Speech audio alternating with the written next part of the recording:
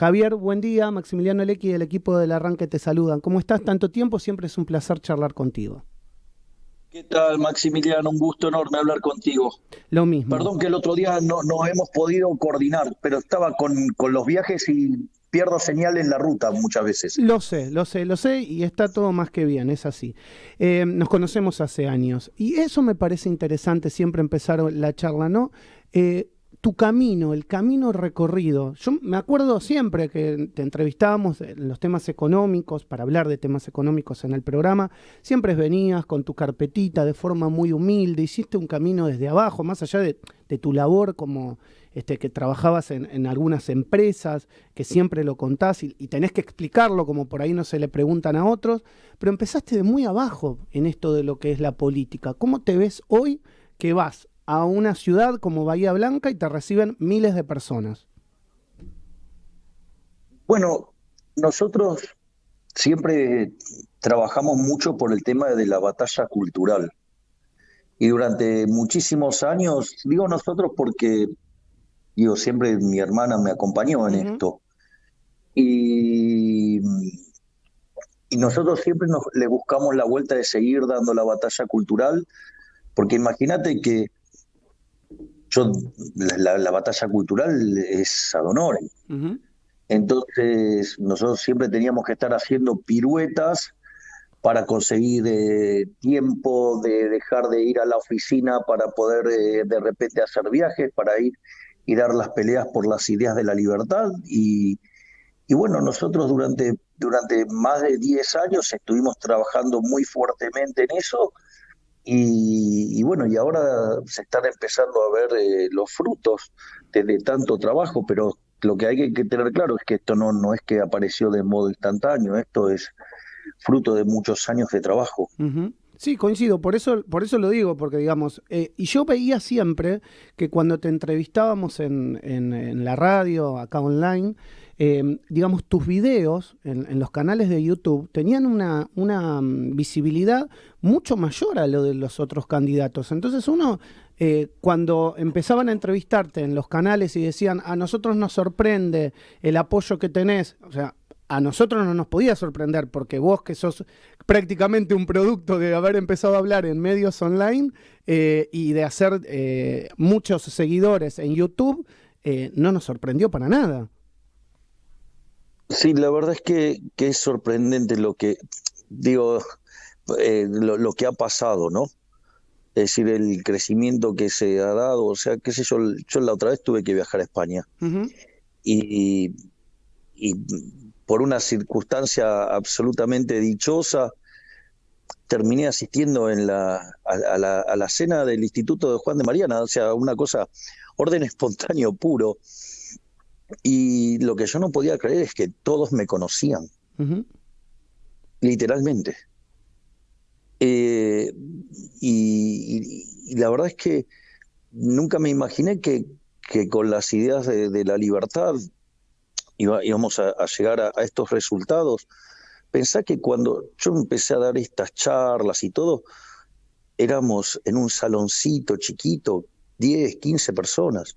Es decir, hoy la gente de repente, no sé, pasó lo de Bahía Blanca, que hay algunas personas que dicen que fueron 10.000 personas a vernos, que es más gente que la que fue a ver hasta el propio Alfonsín en su Ujú. momento, o cuando pasaron los jugadores de la generación dorada, porque eran más de 3 cuadras llenas de personas. De hecho, no pudimos bajar como planeábamos caminando, Ujú. tuvimos que subirnos a una camioneta y, y saludar desde la caja de una camioneta. Ujú. O sea, Sí, no había forma de pero, pero lo que digo es arrancamos y eran 10 personas. exacto. O sea, es más, cuando yo arranqué a dar esta discusión, una forma que tenían para insultarte era decirte liberal. Ujú. Claro, claro. Eh, entonces, bueno, muchas veces hay gente que ve el resultado final y no ve todo lo que uno trabajó. Por eso para mí siempre yo trato eh, con las limitaciones de tiempo y con los temas que tengo ahora, ¿no? De dar notas a personas como tu caso, que no es que me conocen hace 2 días, o sea, saben que en realidad, como decimos, me conocen desde cemento. Sí, no, totalmente. Y yo lo agradezco, y siempre lo digo acá al aire, no es porque ahora estés vos en la charla, lo digo permanentemente. Y además, conozco muchas de las personas de tu equipo que te rodean, que siguen manteniendo las mismas convicciones desde siempre. Y me gustaría preguntarte por el plan que presentaste, que me imagino, uno que te escucha hace mucho tiempo, lo tenés bien masticado. Y en el medio de esta crisis económica tan grande que vive la Argentina, económica, política, social, todo lo que le querramos meter en el medio, me parece que sos uno de los candidatos que más tiene masticada esa propuesta para la gente, y que cuando tengas que debatir mano a mano con el resto de los candidatos, te van a tener un poco de miedo, me parece, Javier. Bueno, yo creo que lo de ayer, creo que terminó de dar por tierra esa mentira de no tiene equipo. Porque ayer no solo hablé de economía, Uh-huh. ayer se abordaron muchos temas y que obviamente yo no puedo profundizar en todos esos, básicamente porque no soy un especialista en la materia. Entonces siempre se minimizó lo que nosotros aportábamos, porque decía, bueno, digamos, es el resultado de su trabajo de economista, pero no tiene más que eso. Bueno, ayer quedó claro que es bastante más que eso, ¿no? Uh-huh. Y, y yo, digamos, estoy contento. O sea, la verdad que el trabajo que se está haciendo desde los ministerios en la sombra es un trabajo importante, y que nosotros estamos convencidos de que implementar esas reformas va a poner de pie nuevamente a la Argentina. Uh-huh. Estamos hablando con el diputado nacional Javier Milei, precandidato a presidente de la Nación. Omar, ¿podés preguntarle a Javier? Sí, Adelante. Javier, muy buenos días. Quería preguntarte porque... Hola, Omar. Hola, ¿cómo estás? Sabés que, viendo hoy muchos periodistas y comunicadores sociales que hablaban del tema del plan de gobierno que presentaste ayer ante millones de personas, no puedo dejar de preguntarte sobre el tema de los medios públicos. Hablamos de Telam, hablamos de televisión pública, hablamos de Inca. Digo, la privatización de esos medios de comunicación está como ya estudiado y analizado bastante bien, ¿no, Javier? Sí, nosotros tenemos la idea de que son instrumentos de propaganda política, son instrumentos de persecución ideológica, y por ende tienen que ser eliminados. Uh-huh. O privatizados. Tío, no tienen que estar más en la mano del Estado, eso seguro. Okay. Si pueden ser rentables, sirviendo al prójimo con un bien de mejor calidad, mejor precio, podrán sobrevivir. Y si no, no tienen por qué estar pagando los argentinos de bien por instrumentos que se utilizan para hacer política y para tratar de incidir sobre la mente de la gente. Bueno, ahora ahí, en base a eso que vos estás diciendo, yo te pregunto, porque sé que en la última semana vos dijiste que había muchos periodistas y muchos medios que se la habían tomado un poco con vos, y que transgiversaban parte de las cosas que vos decías. Me pregunto, teniendo esta base como propuesta, ¿no será una consecuencia directa del ataque que vos por ahí sentís para evitar justamente estas privatizaciones o estas prebendas, o como vos le quieras llamar? Sí, efectivamente es así, Maxi. Es así. A ver, vamos por partes. Yo cuando defino la casta en el fondo no es ni más ni menos que un sistema por el cual un conjunto de delincuentes se enriquecen Uh-huh. haciendo negocios ilícitos en contra de los argentinos de bien. Uh-huh. En eso no solo están los políticos ladrones son una parte, pero no es todo. O sea, eso, digo, por el otro lado, están los empresarios prebendarios, están los sindicalistas que entregan a sus trabajadores, ¿sí? Digo, están lo que yo llamo los periodistas ensobrados, Uh-huh. ¿sí? Y después también están los profesionales funcionales a esa parafernalia, incluidos los economistas, los encuestadores y todos aquellos que trabajan en detrimento de los argentinos para favorecer a algún delincuente con un negocio en el Estado y que obviamente se benefician en términos monetarios, ¿no? Entonces, qué sé yo, ponele, cuando yo hablo de la obra pública y que digo que hay que eliminarla y que ir al sistema de iniciativa privada a la chilena, Sí. bueno, el presidente de la Cámara Argentina de la Construcción va y habla pestes de mí, entonces arregla con periodistas para ensuciarme. Digo, el ejemplo más notable fue en la reunión que hizo en el CICIP.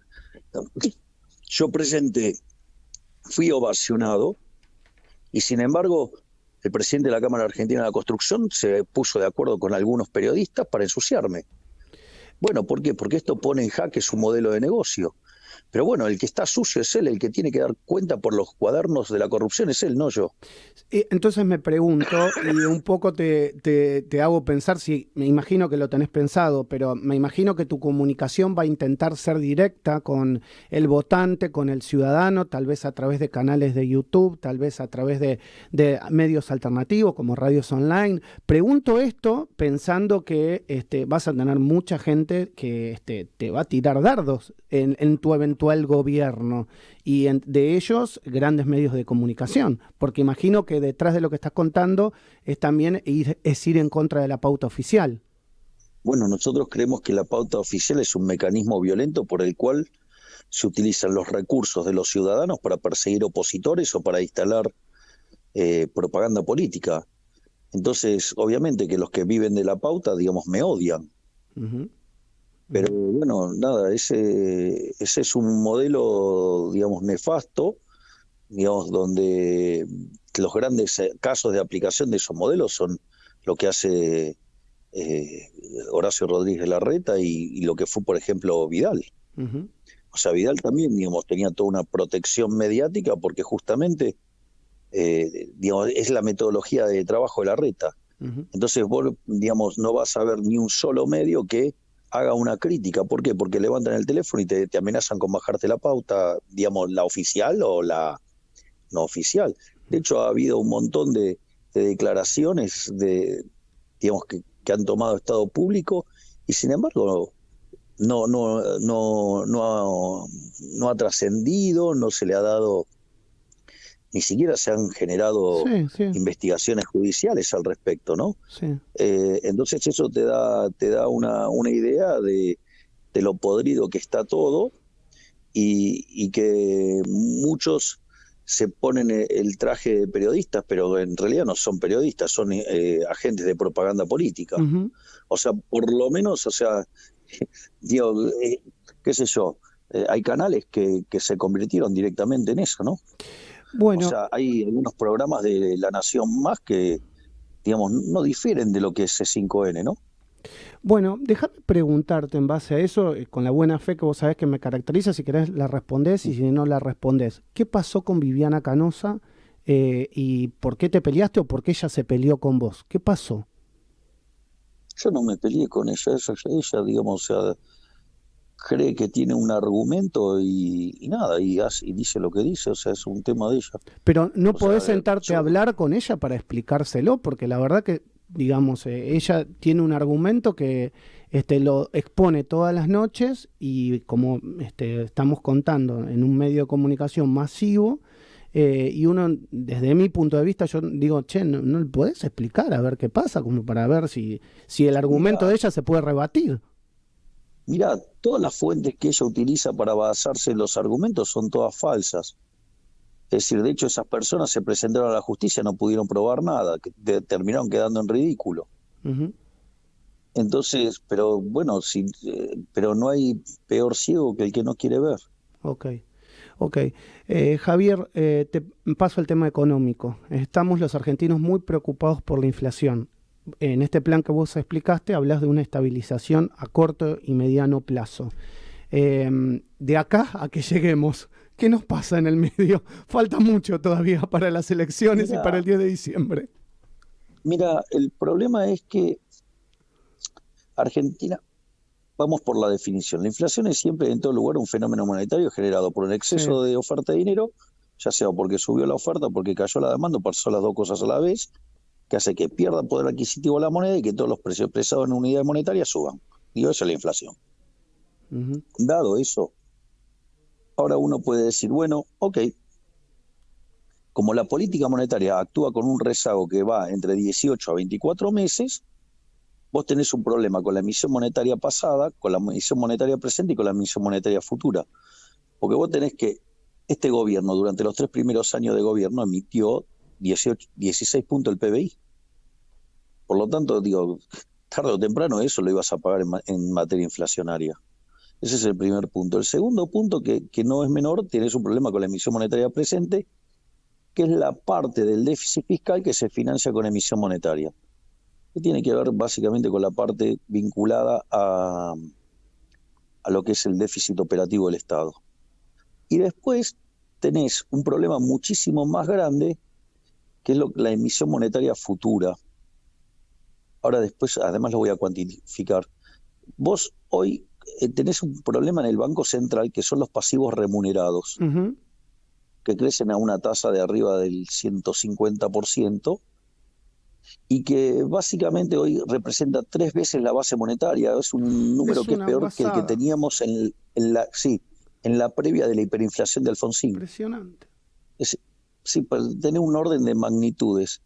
Vos fíjate esto, las grandes crisis argentinas se dieron en el 75, en el Rodrigazo, con un déficit fiscal de 14 puntos del PBI. En el 81 la tablita cambiaria estalló con 11, la hiperinflación de Alfonsín con 8 y la convertibilidad con 7. Hoy nosotros tenemos un déficit fiscal consolidado entre Nación y Banco Central de más de 12 puntos del PBI, casi 13, donde de esos, ponele 13, 5 lo genera el Estado Nacional y 8 vienen del Banco Central. Es decir, fíjate el tamaño del problema que tenemos en el Banco Central. El déficit cuasi fiscal, o sea, esos casi 8 puntos del PBI, es casi el doble de la base monetaria. Cuando vos lo explicás así, uno realmente se asusta, porque decís, estamos en la tormenta perfecta. Exactamente, porque si a eso le sumas que tenemos indicadores sociales peores que el del 2001, tenés todo dado para que tengamos una explosión, pero de características dantescas. Sabés que por eso a mí me asusta mucho cuando escucho otras propuestas, si querés no digo cuáles, que no se preocupan mucho por pensar de que no se vaya demasiado, en el caso de tratar de estabilizar, el nivel del dólar. Porque el nivel del dólar se puede ir de acuerdo a la inflación, pero si el nivel del dólar se va más allá del aumento inflacionario, todo esto es un combo pero extremadamente explosivo.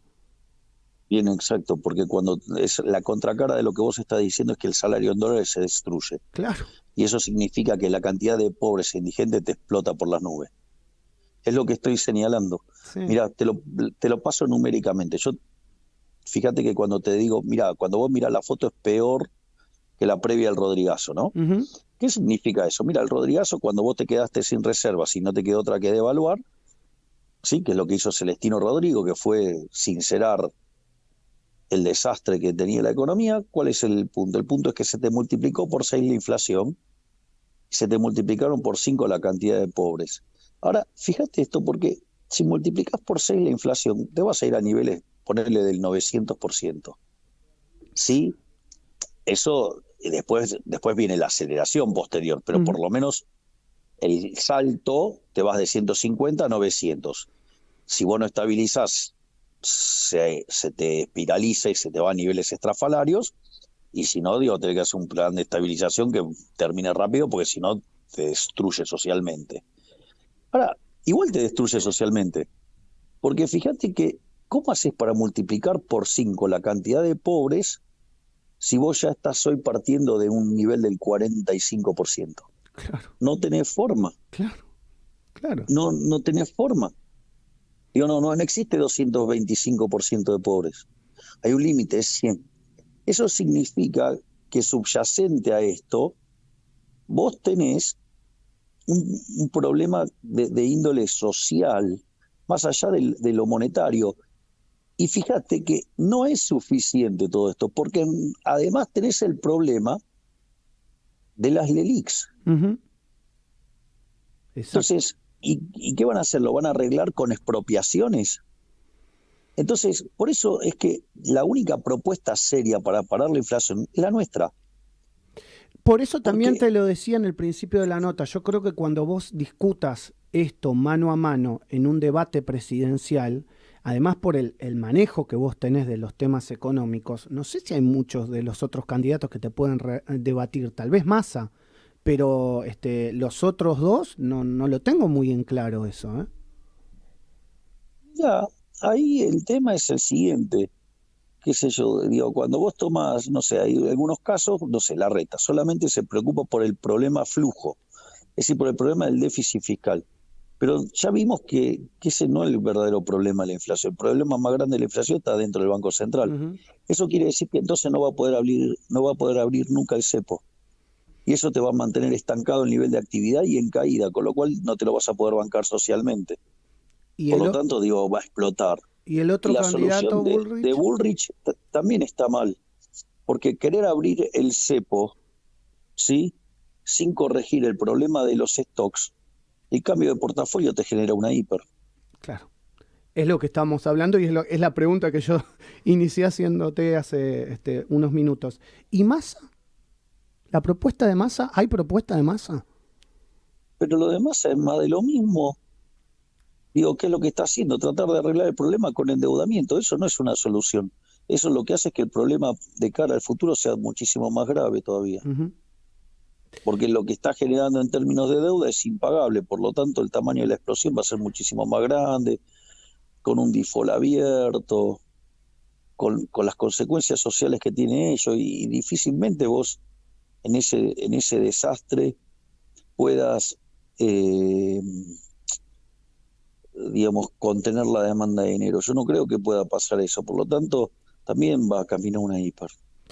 Ay, qué panorama, ¿eh? La última la hacemos, Omar, dale. Javier, ¿sabés La qué? única forma de evitar la hiper es dolarizando, porque ¿qué es la hiper? Es que se te destruye el dinero. En cambio, si vos lo rescatás, Ok. entonces, digamos, porque rescataste el pasivo del Banco Central, no puede perder valor porque ya no existe más. Por lo tanto, digamos, o sea, la economía te queda dolarizada y en 18 meses o 20 meses se te termina el problema de la inflación. Buenísimo. Bueno, hay que esperar igual esos 18 meses a ver qué nos pasa ahí en el medio. Omar, dale. Javier, ¿por qué crees que en las últimas semanas el sector de Patricia Bullrich quizás operó políticamente contra vos? Digo, eso lo dijiste también en varios medios de comunicación. Digo, ¿el espacio de alguna manera siente que pierde votos de acuerdo al apoyo masivo que vas teniendo en todas las provincias? Mira, a ver, es fáctico, hubo un ataque directo donde se nos ensució con mentiras. Claro. Digo, todo el problema es la venta de candidaturas, todas esas mentiras salieron desde ese espacio. Ujú. El problema es que en algunas cosas se les fue la mano y yo creo que yo no adhiero a la metodología de que vale hacer cualquier cosa con tal de llegar al poder. Para mí, digamos, o sea, el tipo que hace trampa para ganar perdió antes de salir a la cancha, ¿ok? Ujú. Digo, yo entiendo que, digo, no sé, a personas como Larreta eso no le importa, o sea, lo único que le importa es estar en el poder. Y, digamos, y Bullrich demostró ser en eso muy parecida a Larreta también.